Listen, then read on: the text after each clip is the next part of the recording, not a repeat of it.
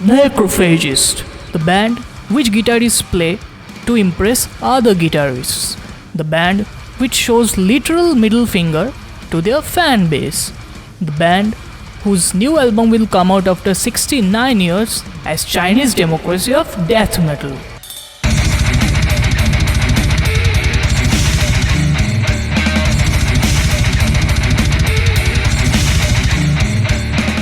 Hello guys, Mephisto here with another Tech Death videos. In this segment of my channel, I take prominent tech death and progressive death metal bands and discuss about their music, their history and other things in general. Last episode was on Beyond Creation, so feel free to check that out. On today's video, we will be discussing on Necrophagist. Now Necrophagist is undoubtedly one of the most influential bands of all times. The two records they put out like 20 years ago still now holds relevant and true. That's why Necrophagist is one of the most respected bands still in technical death metal and death metal in general.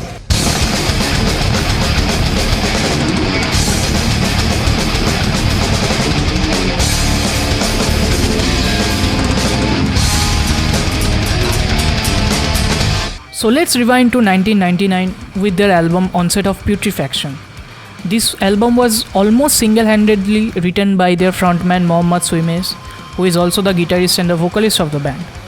He originally used a drum machine to write the entire album.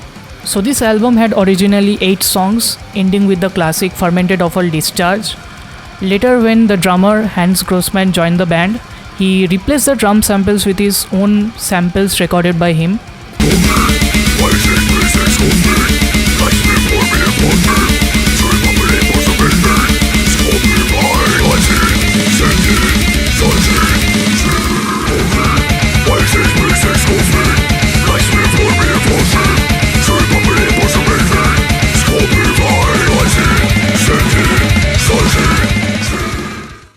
The entire album was again remixed and remastered in 2004 and was released under Relapse Records.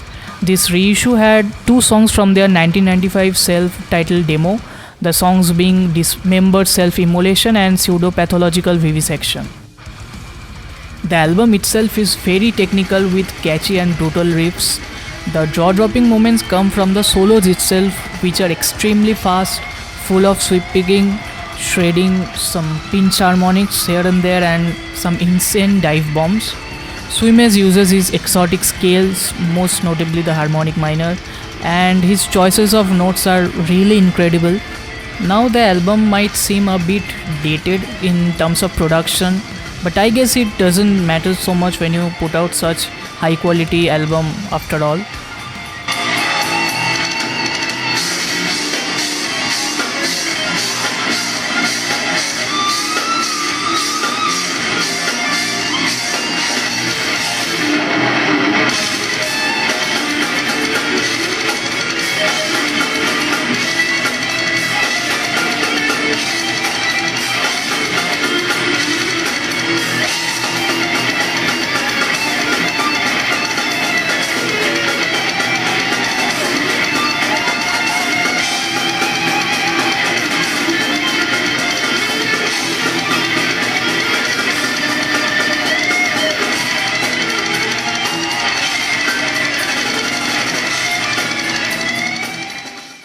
So now let's move to 2004 with the band's second and the last album, obviously, Epitaph. Now what stands out to me the most is the incredible musicians Necrophagist had on this album.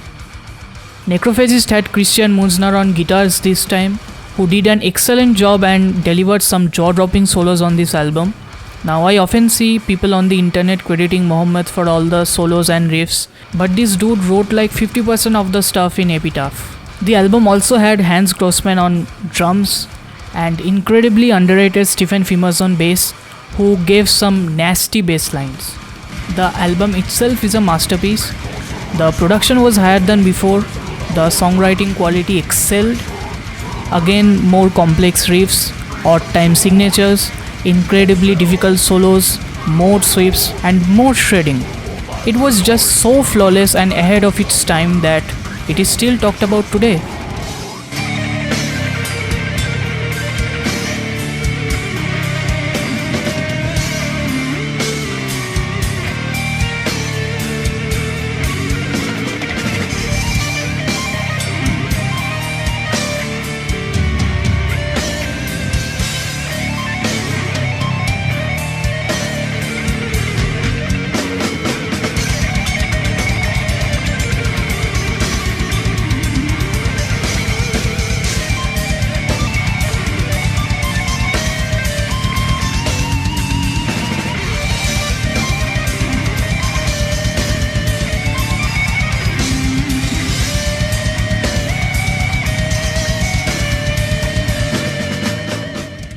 So after Epitaph, Necrophagist went on some tours and did many live shows. But this is also the time when Necrophagist slowly started fading away. In 2006, Christian Munzner left the band. He stated that there was not so much creative freedom for him. I appeared on the album Epitaph, which was recorded in 2003, released in 2004, on which I wrote about 50% of the guitar solos and recorded them. However, when I was in the band, I didn't enjoy it so much. There were like a lot of negative vibes in the band. There was a lot of tension in the band, and it sucked the fun out of guitar playing for me a little bit, to be honest. And in the end of the tour, we had a big argument and we split, so I left the band. Also, Hans Grossman departed in 2007 due to his tours and conflicting schedule dates. Also, rumors spread that Mohammed was not such an easy guy to work with. So there were a lot of rumors during this time about what the hell was actually happening. They continued to play live till maybe 2010 with new members hired. Also, talks of a new third Necrophagist album also began. Few members, including Suimes himself, stating that the album was done, but then release dates were not found. A new single of that album, Dawn and Demise, was also revealed.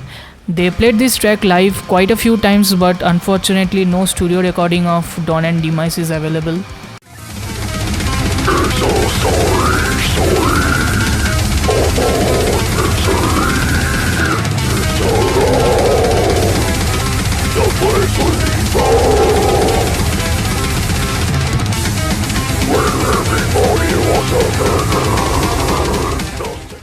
So more and more rumors like this started spreading around the album, but the album never actually got released. It is still hard to this day that Mohammed has the album on his hard drive and carries it everywhere, something like that. So the remaining members of the band went ahead with their own respective bands and projects, and Mohammed also became an engineer in BMW, so ending the history of Necrophagist forever. Surrounded by all lizard.